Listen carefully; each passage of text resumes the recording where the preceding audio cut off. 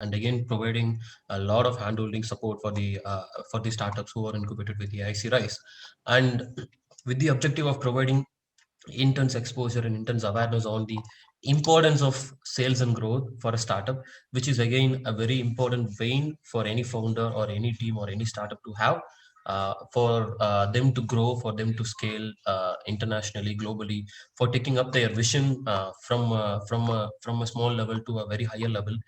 Sales and growth is very important vein for that, and for mastering sales and growth, again we need a very stronger mentor in it, and luckily we got the mentor, Mr. Mohin Naidu, from South Africa, who has been helping the startups in terms of various activities, and we have with us today, we have him with us today, and very happy to see you again, Mohin. Thanks once again for supporting our startups, for supporting the incubator, and looking forward to hear your potential thoughts, inputs, and insights on the importance of mastering sales and growth. And to the startups, we are going to hear from Mugen for this workshop. And in the last 10 to 15 minutes, we can take it up as an interaction. So if you have any questions or queries related to sales and growth, you can start sharing your questions and queries in the chat box, and we can answer for them in the live. Yes. So Mugen, over to you, and opening up the floor for you. Great. Thanks, Dinesh. Yeah, so that was quite an introduction. Yeah, so I'm not going to really go into, Dinesh already covered everything that I'm about. I just wanted to say that I'm really passionate about mentorship and coaching and assisting. It's my purpose in life. It's all about collaboration going in the future. And so I live by the motto: inspire with success, and celebrate your success, and guide with your failures, so that other entrepreneurs don't need to make the same mistakes, but make new mistakes, and that's how we both learn, going forward with that. So today's topic, on that note, today's topic is mastering sales and growth, and it's really a key focus for any enterprise starting up, particularly if you're a startup and you're scaling. Sales is such an important aspect in the business. So for today's talk, I'm going to take you guys through, let's talk sales. What is it about? And I would like to dive into, yes, you see BMC, which is the business model canvas. Some people might say that's strange that I'm including it there, but I'm going to take you through my perspective and how I adapted with my sales strategy. And looking from a sales funnel perspective, we'll talk around that. What's the difference between the B to business to business versus business to consumer? Looking at selling channels, and now the stage in terms of sustainability and where we're actually going now. How your personal selling as a sales rep has changed. And we'll look at the new sales imperative as a result of personal selling. And I'm going to give you a kind of a secret that we use, particularly in how we advertise. The 4 Ps of persuasion, and use it wisely. Sales, and we'll look at sales growth, sales goals for growth, just setting your targets just quickly. Then the second aspect is scaling and growth. So as entrepreneurs, we need to know the difference between scaling and the growth. And we need to understand what is the best, which is the best option for you at this moment. Because as we look into the future, certain businesses that offer products can't really scale. So what are the challenges that you need to overcome so that your business can grow? And then from a scaling perspective, so businesses can scale really, really well. And I'll give some examples around that, and I'll share the difference. And scaling. So how do we have a scale so that we have a strategic, sustainable growth? And this is so important for sustainable companies that's involved in particularly the sustainable development goals, is how do we scale and have a strategic sustainable growth that's impacted on our financials. Then I would like to end off in 3 key shifts that we're seeing today, and more related to the sales funnel, because when you're selling, you also have to market. And the 6 key shifts is what's currently happening now. How do we take that COVID-19 crisis from a general perspective? And then what are we seeing now with customers? And how do we relate and build that relationship with the customer so we can sell to them.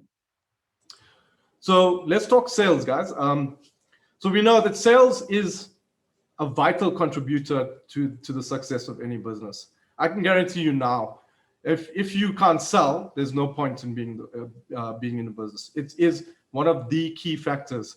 You don't have customers, you can't sell, and you can also have the best team, you can have the best product, but if you can't sell, forget about being in business. And every entrepreneur in this room or anywhere has to know sales, and you have to make it as part of your initiative. And as we say when we go to scaling, why sales is so important. So selling and versus sales, we need to understand what is the actual difference. So when we're selling, right? Selling is selling, you sell the product. And when we look at sales, sales is the actual process. You can have your product, you can have your sales, but what is the process underlying that? From your prospecting to generating leads to qualifying those leads. You know, that's the actual two different aspects that we need to understand from selling, because it's a sales process that gets us to sell a specific item to a customer. And it's all about the customer. And when you look back into you as an entrepreneur knowing sales, take a step back and understand what products are you selling, what services, but more importantly, why? Why are you selling it? What are you selling? And how are you going to selling it? And you need to really leverage on why your customers need to buy from you. And how does that translate to the why, your why element, the purpose? Does it include the purpose you're selling is because you can offer a better price than someone else, than a competitor? Can you offer better quality? But I think it's more important when you're looking at the why, and that purpose is looking at the value. What value are you selling to the customer? Are you meeting the customer's specific needs? Because price and quality comes by the way.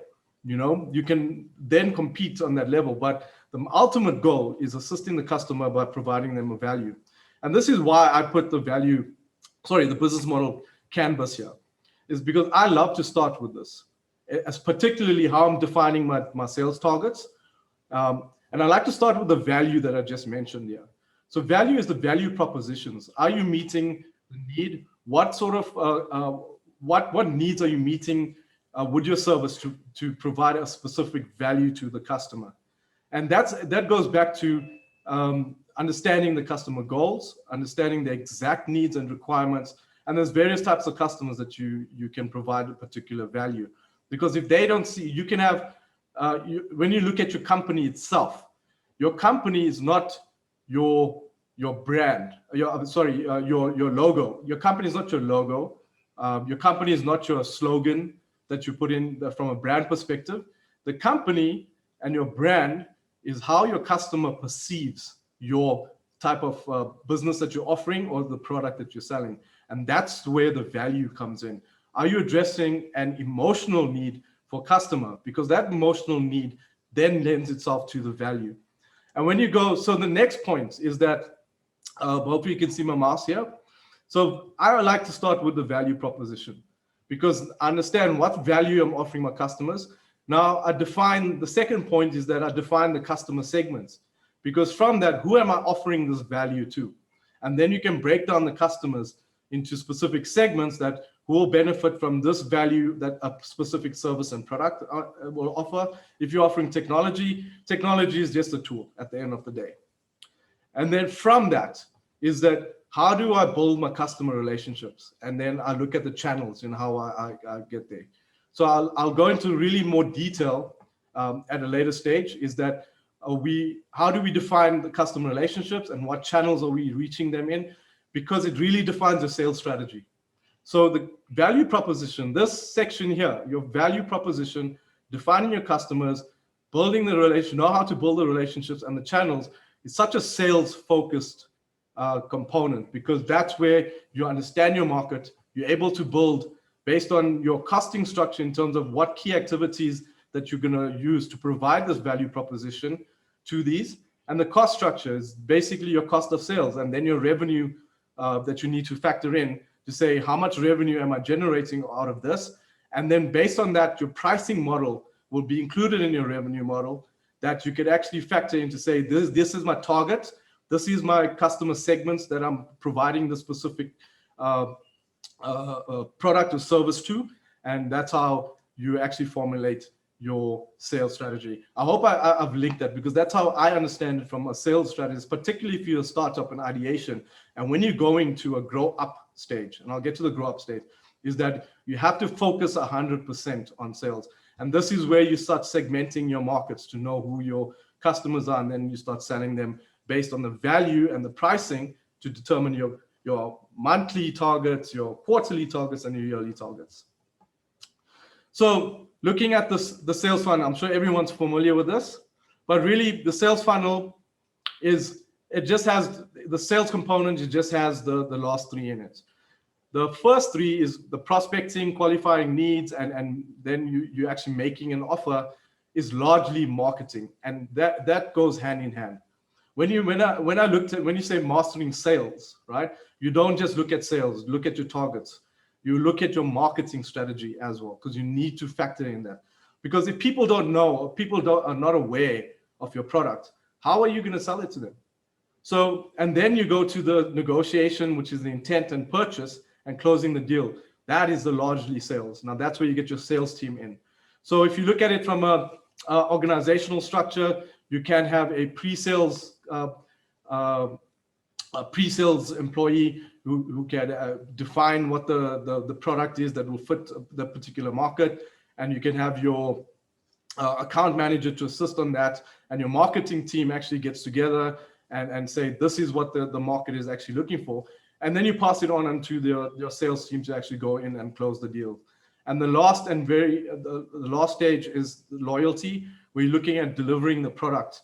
And that's after sales service, and that's your brand reinforcement, because all of these are such a vital importance for sales. Because at the end of the day, if you just offer a product, yes, it meets their needs and value, but are you going beyond that to build that relationship with the customer and also enforce your brand by increasing as I mentioned, increasing the perception for that brand enforcement, that they would have to say that your company is valuable to them.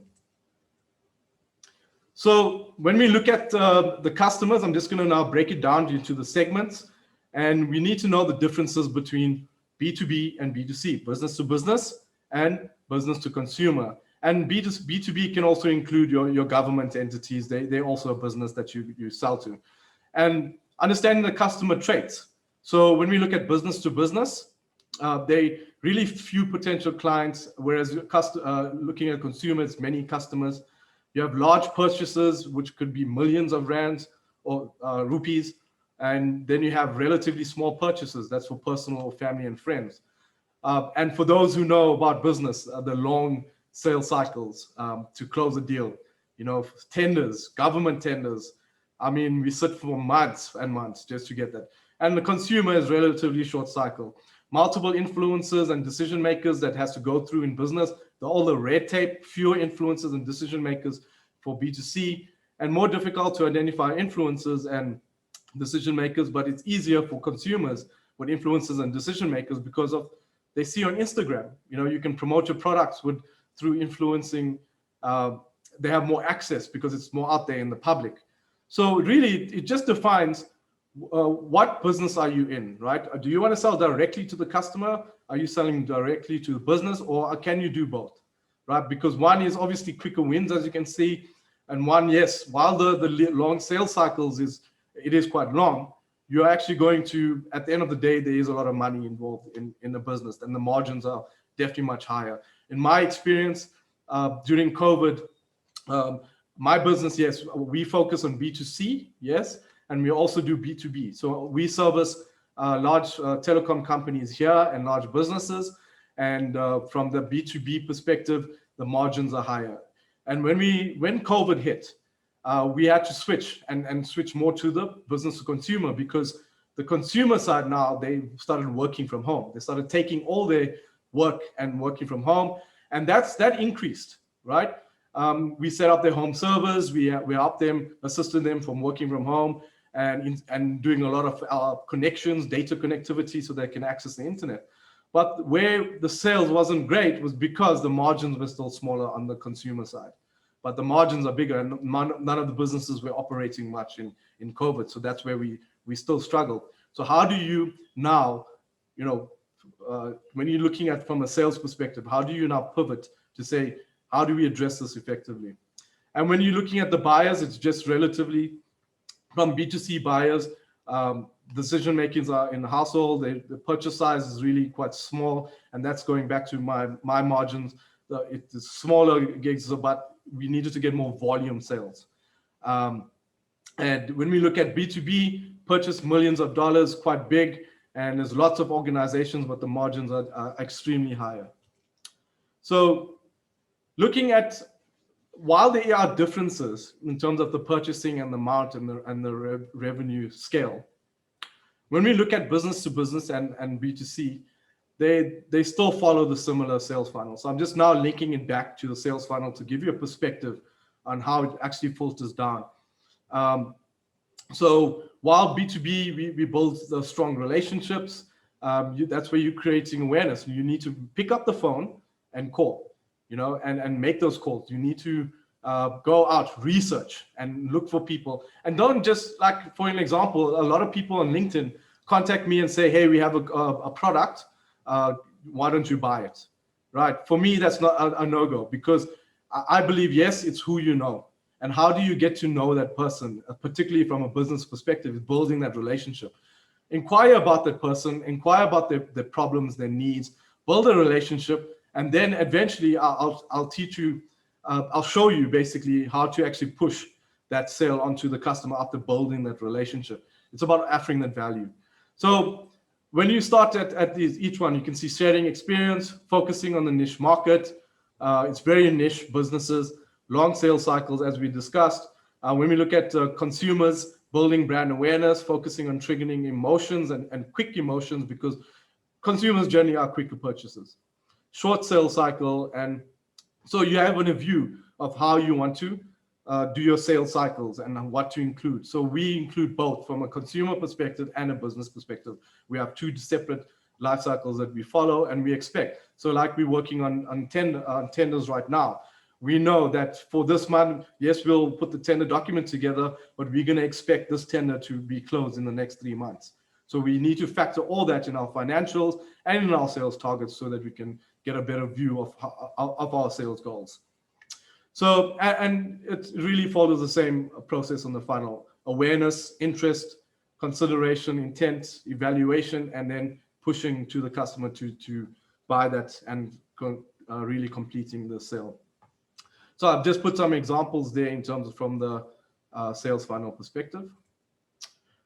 So just looking at the channels, right? Just to get an overview of the sales channels. I'm probably sure most of you are familiar with this. When we're looking at a sales channel products, the selling directly to consumer, your producer, your company, you can sell directly to the consumer, producer through a retailer to a consumer. So sometimes, like a producer a manufacturing company will send it to a retailer outlet, and the outlet stores it on the shelves to sell to the consumer. A producer, which is a wholesale and retailer, and then sells to the consumer. So lots of wholesalers out there. We also involved with from a telecoms, even if it's a service, we're offering a product. It's a sort of product/service, because we are offering data package, which is a service at the end of the day, but it is a data package which could be 60 gigs per month. But we part of sort of a larger company where they wholesale to us, and we will actually sell to the customer. We don't act as we basically act as a retailer if we're selling through from a consumer perspective. Selling channels, services that must have a value proposition. So if you look at products from a product perspective, and then you look at it from a service perspective, services, you have your service provider where we do B2B, and we're a service provider and we service directly to the customer. Or you can have an agency, and the most prominent ones are marketing agencies, where you have the service provider, the agency comes in, and then they would actually service the customer for you. So that's the type of channels that actually go into the market. But also, when you look at tech companies, a lot of Cisco, Microsoft, they have partners, they have distribution channels. So, and that's leading to the next point where we look at the channels for the B2B market: producer, agent, broker, in the distributor that goes out, and you can push it out to the business.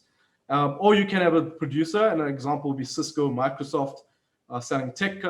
They will actually have a distributor in a specific location, and that distributor is the designated distributor to sell to onto businesses or government.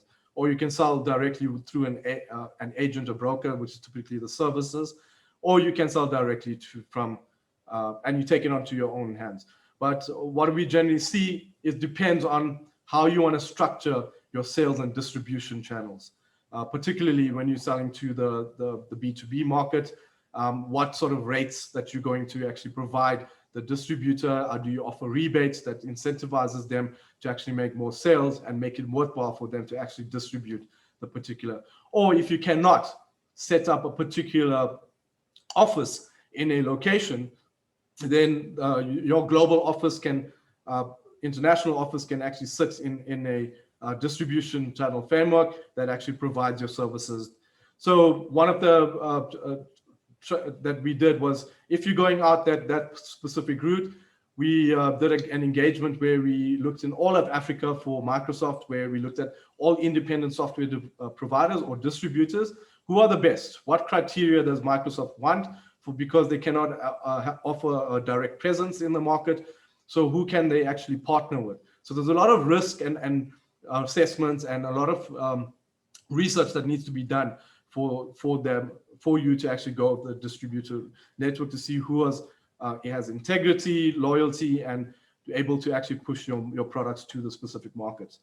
So going back into that diagram from the B2B and the difference, we look at, from a B2B perspective, due to the focused nature of B2B and not as general as the consumer or from a public perspective, B2B markets require a very high degree of personal selling. And that's where your personal selling comes in, and you have to build a relationship on that regard. But we're seeing that there's a shift. Yes, we had to build relationships with businesses, but now we're also building relationships with our consumers. How? Through social media. We're building those relationships so we can push better services, understanding their needs, and we'll see how personal selling involves both of the two. So what are the stages of the personal selling evolution? So when we look back in the days, you had your provider, and I'll get back to the technology in the industrial. We're now in the fourth industrial revolution, and why each of these stages are becoming less relevant, and the final one, Procreator, is becoming the most. So a provider, back in the days, you're just selling activity, limit to order taking, and you deliver to, so you're basically pushing a product to the customer, right? Persuader, so you persuade the customer to buy, you're still pushing.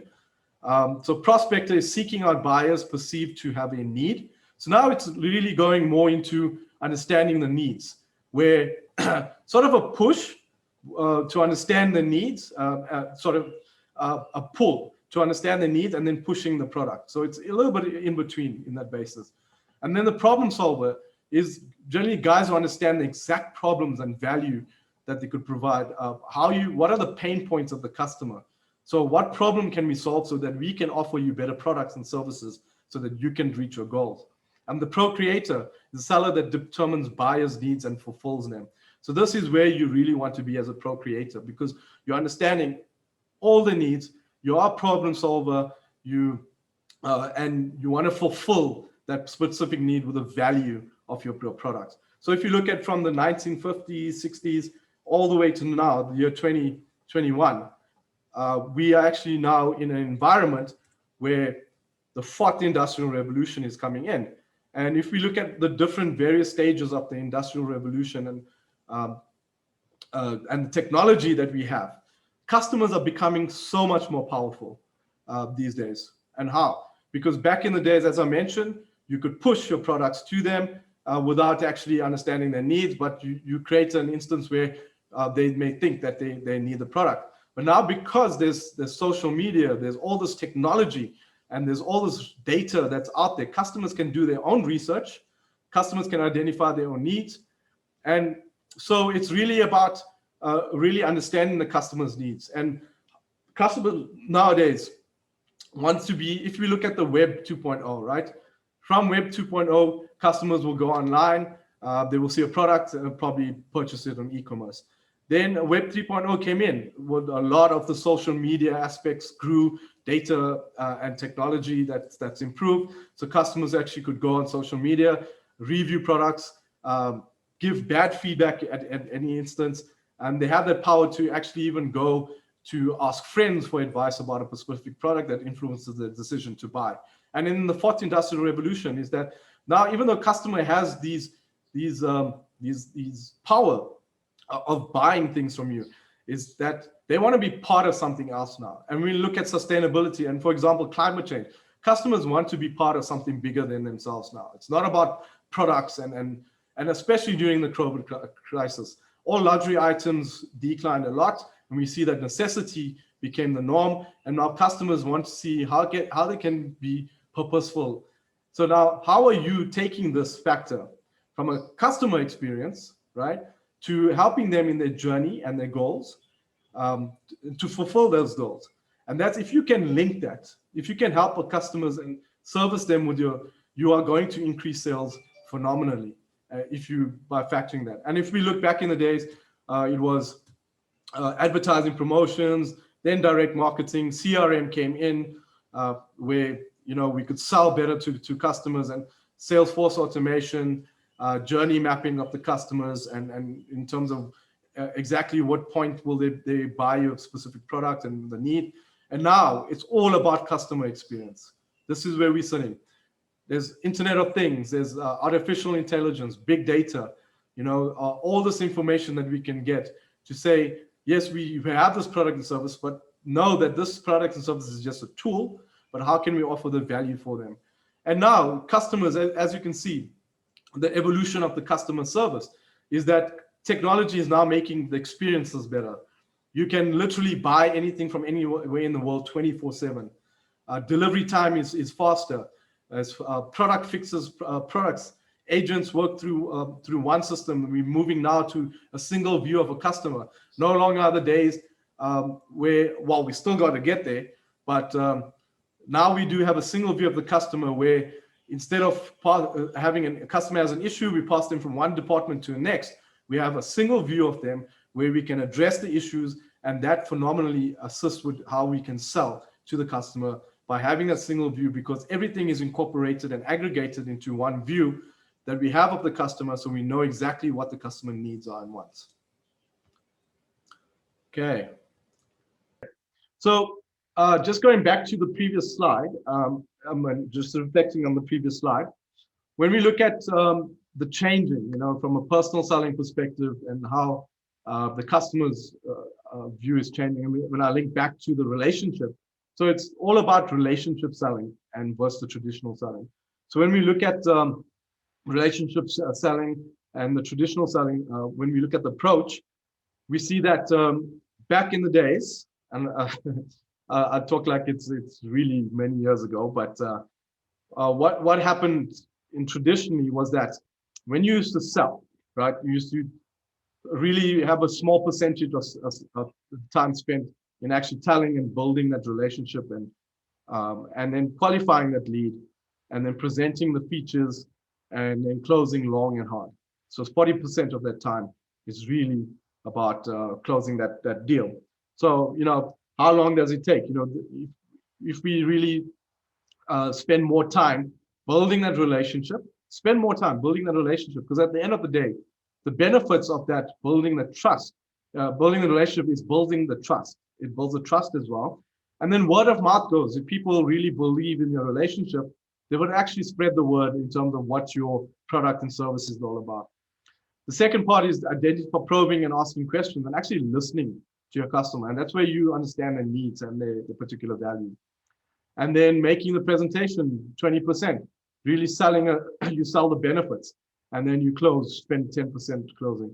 You should actually really spend more time, which is beneficial in building the relationship, instead of spending long and hard, where most of your time is spent on just trying to close that deal. Whereas building the relationship is more fruitful at the end of the day, because there's more benefits attached to that. And then it really makes the closing process more fruitful.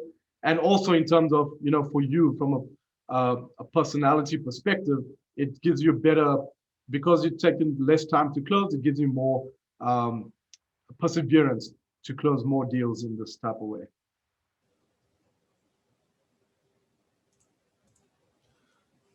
Okay, and this is where it takes me. So there's this 4 Ps. So how do you really close that deal, right?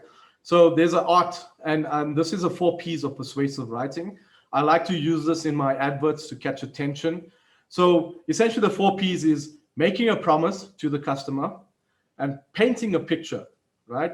Showing proof, and really then pushing your product to them. So if I could just use an example, so my company, so our journey, how do I make a promise? So what was the real challenges is in South Africa, particularly when we're installing fiber lines, is that people order the line and it takes 2 to 3 months just for them to actually get that line. So what we did was, so my promise to them was that, so imagine waiting for ordering a line, and then you need your internet connectivity immediately, but you're waiting 2 to 3. Well, with our company, we're coming in and we managed to, with our processes, we promise you we'll bring that, since you order, it will take us to at least 2 to 5 days to actually install that line. So that's a promise we're making to them. And then we paint a picture, is that do a nice storytelling and descriptive imagery where it holds the emotional interest. So paint a picture and say, how frustrating is it where you have, you need this internet connection to actually get your work done, to work from home, but your area one doesn't have a fiber line, but now you have to order an LTE line or a data line. And how frustrating is it for that to take 2 to 3 weeks to get to you? You know, paint that picture and grab that emotional attention. And then show them proof that, yes, look at our testimonials from our company, from our customers. This is what actually worked for the business in terms of actually getting, and we show them statistics, show them graphs, show them that how your product is able to deliver the benefits that you actually promised them initially. And then finally push that sale onto them. Do a calls to action. So and if you buy now, then you can get a 50% discount for first-time buyers, something like that, you know. So this is mostly guaranteed to capture. This was based on the AIDA principle. You guys can research the AIDA, but really goes more into a more constructive way of actually making, you know, building that sales pipeline by putting that promise, building the picture and proof, and then pushing, because you're actually attaching yourself to your product, to the emotional aspects of the customer. So sales goals for growth. And this is when you're actually doing your sales targets. It's really keeping it smart, right? So when we go back to the business model canvas, you understand your revenue model, your pricing models, and you understand your customer segments and how you're building your relationships with them and channeling. So keep it smart, specific, measurable, attainable, and really quantify it, you know, have numbers. And when you keep those numbers, it gives you a goal to attain. So when you say we want to be a million rupee company by the end of the financial year, maybe that's a bit little for most companies, and then break it down, break that million rands down into certain quantifiable bits, into months. What is your quarterly sales target, and how at the end goal you're going to meet that specific goal, and be specific. How are you going to get it there? How are you going to influence the customers from a pricing perspective to actually buy on that? Am I targeting business to business with higher margins? What is the mixture of business to consumer that I can actually put together so I can make that sale? And define realistic. A lot of companies, yes, we're going to make those targets, but how realistic is it? And at the end of the day, if you're being too ambitious, you're actually going to be detrimental to yourself and to the team. So be realistic. You know, if you can't make that million, be realistic, because this is the circumstances. This is the environment of business that's impacting externally. And yes, we will be able to make that million rupees, but for now, let's just work and be realistic in what we can attain, and then we can always build from there. And determine important key performance indicators. So what is the key performance metrics that will influence your sales decision and your sales targeting? So Are you looking online? What is the analytics? Do you look at Google Analytics? Who are coming onto your website? Who is actually calling in? Who is actually making that sales? What is your, from an inbound sales perspective and outbounds, what is the benchmarks that you need to meet? And then sort of make important KPIs that actually addresses the end goal for your sales. And incentivize sales reps, make it fun, make it something that, sales reps are passionate about. A lot of sales these days are all about the high commissions, and yes, the money is really good. That's incentivize them, but it shouldn't stop there. As one of the key things that I like to implement in my company is that, yes, you are a sales rep, but when we do get projects, you're welcome to go. And when you sell that project, you're welcome to go and be on that project and learn something different to upskill yourselves. So that actually incentivizes them for closing a specific deal that they are interested in. So say, for example, a sales rep is interested in digital transformation in a company. So he goes out and he sells that digital transformation package, and we're implementing it in a company. Offer that sales rep, yes, you can be on the project team, go and learn something new. So that's something that incentivizes the sales reps to actually understand what gaps they have, what are they passionate about, and instead of just selling, but also it gives them a better understanding by being involved in the project team, that what they're actually selling at the end of the day, so that they can improve on the sales process to sell to other clients. Set monthly, quarterly, and annual sales goals. And that's going back to what I was saying. Set your annual goals and then break it down, and then be realistic about it. And then monitor success. So what we do in the business is we touch base on Mondays and we touch base on a Friday, and we monitor what were the challenges, what was the success rates. And if we were not successful, how do we overcome? What is the plan of strategy that we can actually put in there? And are we meeting the targets? So it's really about the having these implemented and these core principles when you're driving sales growth. So the next thing I wanted to move on, and so it is really about scaling and growth. Now we're moving from sales and onto you as mastering from a growth perspective.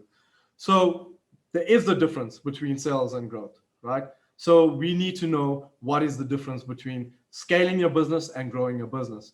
So when we look at the two aspects, they're really about revenue and time. And when we look at it on the scale, is that when you scale your business, when you grow your business, it's really about increasing your revenue, but at the same time, your costs grow at a very similar pace.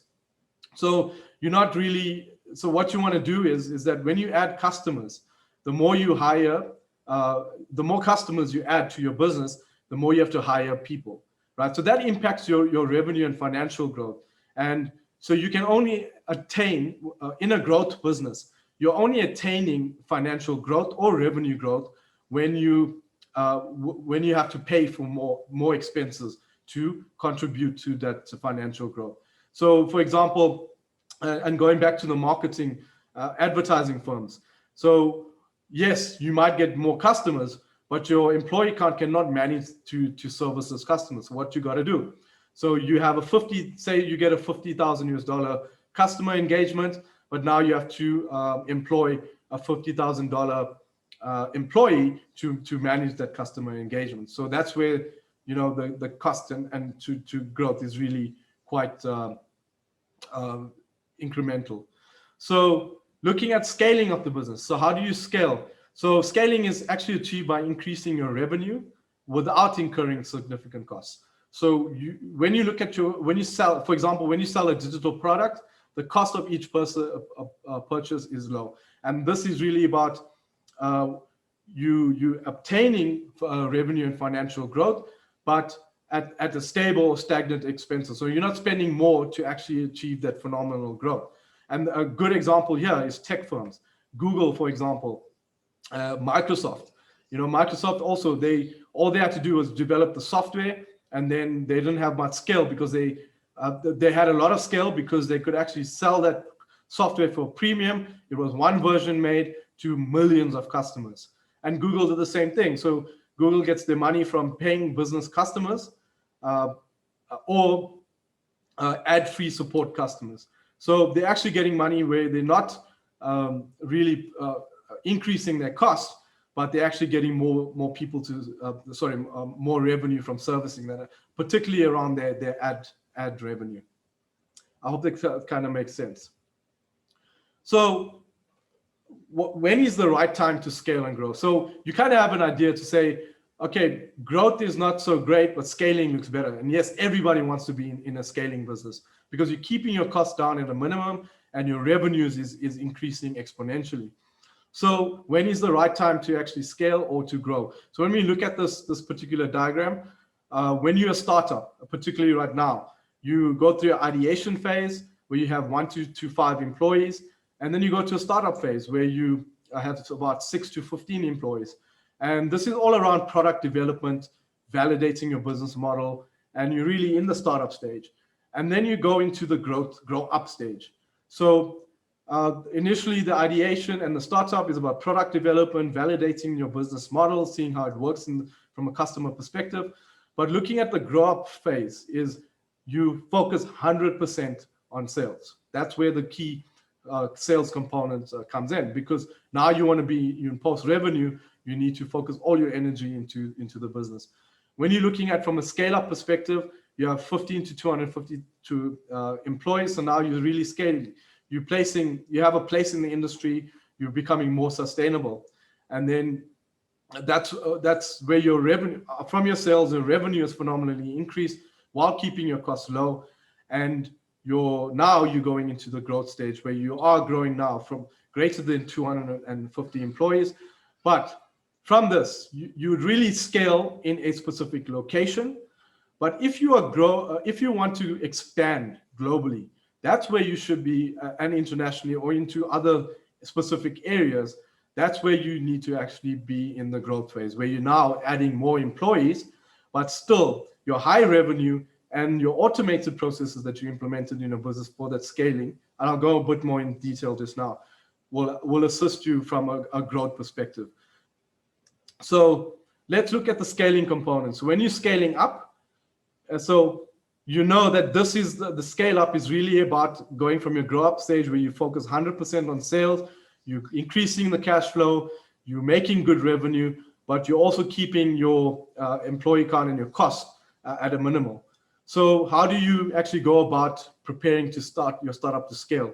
Is to really develop the right strategy, invest in technology, outsource non-essentials, so that you can focus on your core business. Why do you need to have things in-house and really impact your scaling, where you can actually outsource activities that are non-essential but really focus on your key business? And looking at investing in technology is about automating the processes. What technology that you can use that you can actually do a reductive design in your business, where you can get the shortest way of providing a service to your customer. Improve marketing. So increasing your marketing awareness and what you are out there, and that also lends itself to improving your reputation. Hire the right people. So there is an article that's actually going out that say, hire slowly and fire fast in a scaling business. While it doesn't sound too, it's really just, it's in its name. It's that take the time to hire the right people for the business, but also don't hire too quickly where you're going to be stuck with those particular people in the business.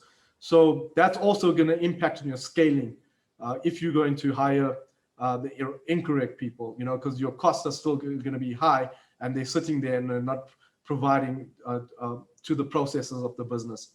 And make the startup workable for you.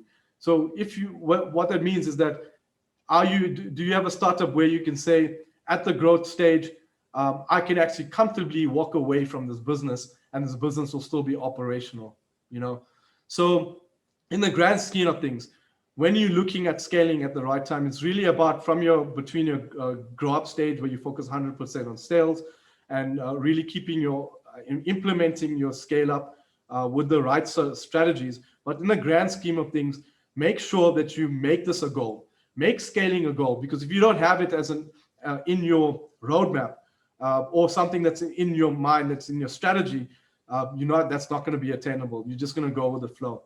And have a strong cash flow, and that's from your 100% sales. very strong cash flow, and ensure that the processes implemented are automated enough that will keep the cash flow as strong as possible. And scaling, have a scaling culture in the business and have a really good team.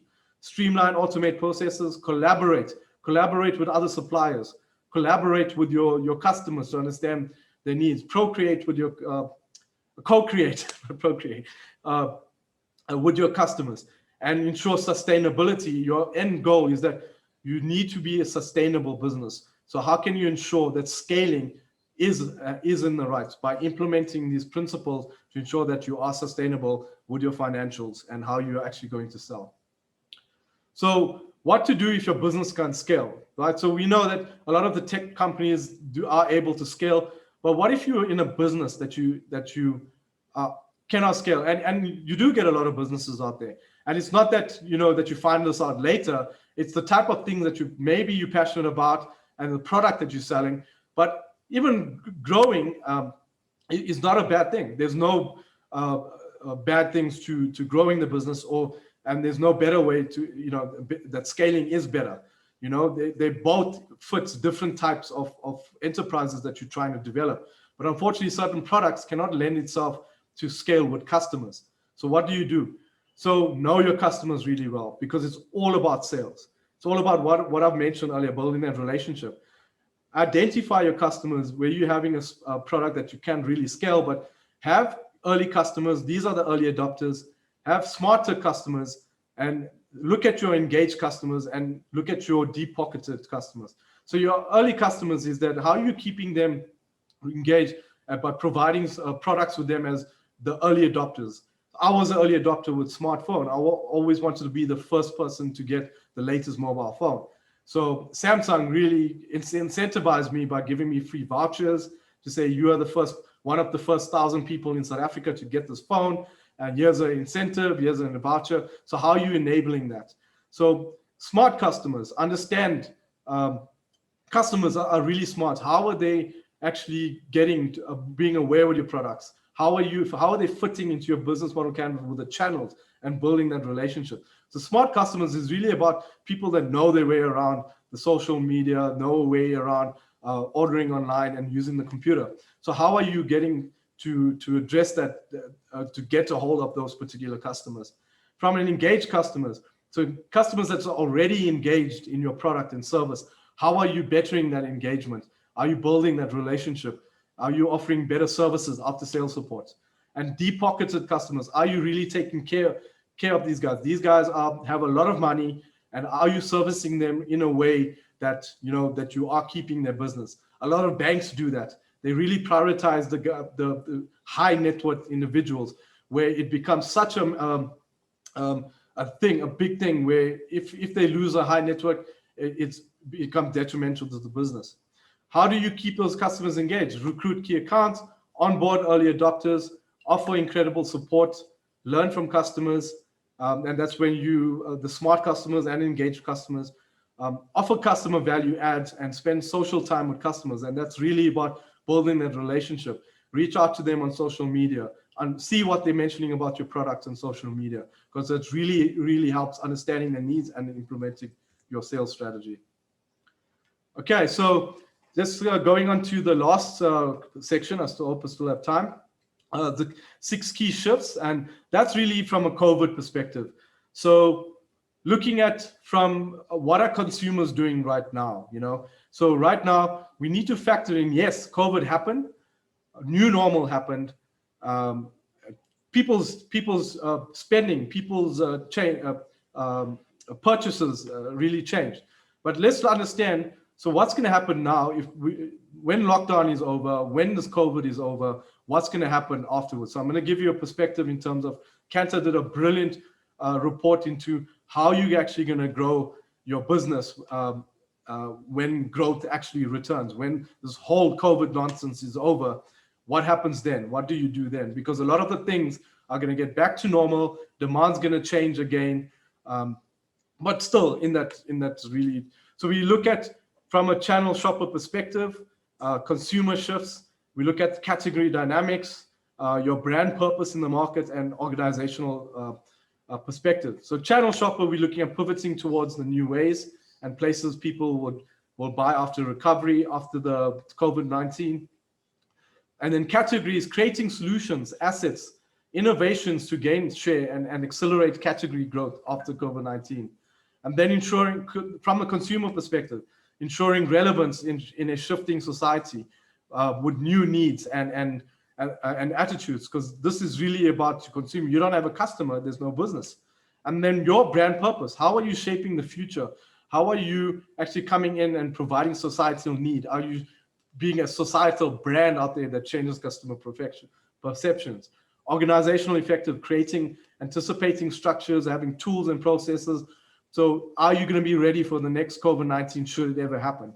So growth will definitely return, but are you going to be ready for that? So this is the key where they looked at the whole structure in terms of selling, in terms of growing your business, particularly now that COVID-19 happened, what happens after is that from a bricks and mortar, there's an accelerated omni-channel presence where people are now buying mostly online. They're doing various other things where they're making purchases digitally and not really walking to bricks and mortar stores. From consumers are changing from luxury items to now the essential items. You know, they don't care about the luxury items anymore, but it's all about having the essentials. And we look at the hierarchical of needs. And then and looking at the era of self is that an era of shared humanity. People are more caring now and watching out for others. So how do we actually build around the community level to say how our brand is actually going to be perceived by these type of consumers? And then, as I mentioned, brands with societal impact for us. So how are you that brand where you're having a societal impact, and how are you addressing it to increase your sales so that you can actually move from system value, community level, to addressing customer needs, to actually selling that product and then going in that cycle. And then at home escape and digital enables. Now, what happened there was that a lot of people are at home. How are you targeting them? Are you going on radio for your adverts? Are you going on TV to show to your adverts? Are you going on the web? Are you advertising on social media because they're all sitting at home in their PC?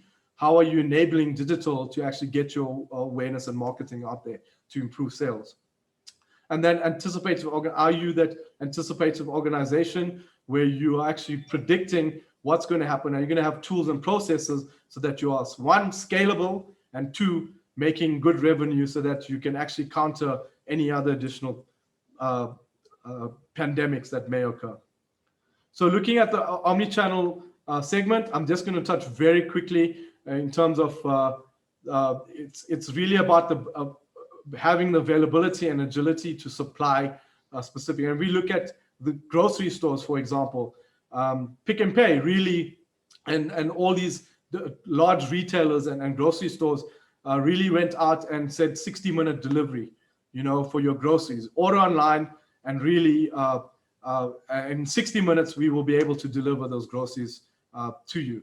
And then how they're doing it is new omni-channel strategy, accelerating digital transformation, understanding retailer recovery strategies. So how are they recovering? People are not going in to the stores hardly, but are they making products available and immediately for customers in different ways, and creating capability for recovery? So using downtime to train, build capabilities, and build anticipative teams. So that's including your sales team and your growth teams within the business. So looking at your renewed respect for essentials. So this is the hierarchical of needs, Maslow's hierarchical of needs. So we look at psychological and going up. So how things change, you know, there was a lot of, during the outbreak, more essential items became the demand. I mean, people thought toilet paper, you know, that was an essential item and that flew off the shelves. And then post-crisis, what do we need to look at? So really, these are all the stages. The ones in green is just an increase from really the essential items when we look at the hierarchical model. And then looking at post-crisis, new mindsets, will they really shift back to, will they still be requesting the essential items or luxury items? Maybe luxury items, yes, or with the growth of demands. But now, how are you focusing that maybe the mindset might not change from luxury to essential, and keeping the essential post-lockdown or post-COVID, but how are you selling your services particularly now that this market has changed. So it's all about being agile and creative and responding to demand shift, because you need to be versatile enough that, yes, maybe they have essentials, but how can we now move on to really focusing on those that do want luxury items, and planning and preparing now. Future-proof your categories, gear up innovation pipelines, anticipate a change in value creation. So what value creation are you providing for the customer? That, yes, okay, maybe we can sell them essentials, but how can we upsell in terms of from a value perspective and value-added services? So an era of shared humanity, people, we need to really look at this, what is currently happening, and how do we filter this into our business, particularly from consumers to employees. There's community and connectedness. People are becoming more conscious and doing good. Simplicity and well-being. There's enable authentic authentications. I should be done in 10 minutes. And demonstrate your true value. So this is all leading to adding value and really being connected with your communities and creating shared values, so that you're also able to share. You can include communities to be creating jobs if you can within the community, and that really adds back to what's your purpose as a business and increasing customer sales. Brands that have a society, are you that brand that has a societal impact and creating that shared value? So you're innovative, are you collaborative? And this is going back to what I previously said. Are you authentic? People want more authentic. People want real companies that really worry about the consumer, that really, really looking out for their needs and actually value. So how do you evolve your brand for the societal impact? And you guys are already there. I mean, you guys are part of the Sustainable Development Goals, and you're getting out initiatives. So how are you getting yourself out there? I know one of my mentees is actually sitting on this call, and she's a phenomenal lady. And so how can she take that to inspire her brand in the business, to inspire on a personal brand level to actually get attraction into the business? And home escape, how are you looking at different channels to reach out to your customers? And so do you have a clear brand voice? So this is, are you reaching customers who are sitting in front of the TV at home? Are you reaching out to them working from home on their PCs and laptops? And plan for recovery. So how are you testing for consumer fatigue? Maybe you could share adverts on a Zoom call, for example, but how are people taking to the Zoom call? I know I have Zoom fatigue. I cannot do more than maximum 4 meetings on Zoom calls a day. Otherwise, I'm just fatigued, So things like that you need to factor in how you're getting your brand out there in terms of driving it. And then finally, the last one is how are you finding growth? And this is going back to scaling and growth. And the growth really comes with the scaling in terms of your agile ways of working, automating processes, marketing and sales, improving your marketing and sales capacity. Learn, test, and adapt. Keep adapting, keep evolving, and matching your customer experience with new realities. So and when new realities actually come into the picture, is that your customer experience is always changing, because their experience now from the COVID-19 and going back to normal for the growth is that are you keeping evolving? Because maybe that growth when they're coming back after COVID-19, that switch may not necessarily be there. So how are you versatile enough to actually get your sales and services to the customers in this new reality? And then I'd like to just end, what would you do there? So we spoke about sales, mastering sales and growth, but have you really factored all these different things, And essentially, when you're looking at from a brand perspective, is that understand, prioritize deeper understanding of the shifts in terms of your way of the new category. Think beyond today and prepare for recovery. Engage with your leadership map and how you're scaling and how you're engaging with your customers. And action, put it in action, prioritize an action plan so that you can actually guide you through the crisis towards future growth. And that's also putting action in terms of your sales strategy, your scaling. Are you a growth company? And then uh, actually going into new normal and factoring. And let's be honest, things have really changed in how people buy from you, how they build a relationship from you.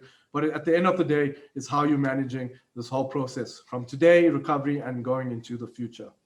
And that's my presentation. Thank you, everyone. Any Thank you, questions? Morgan.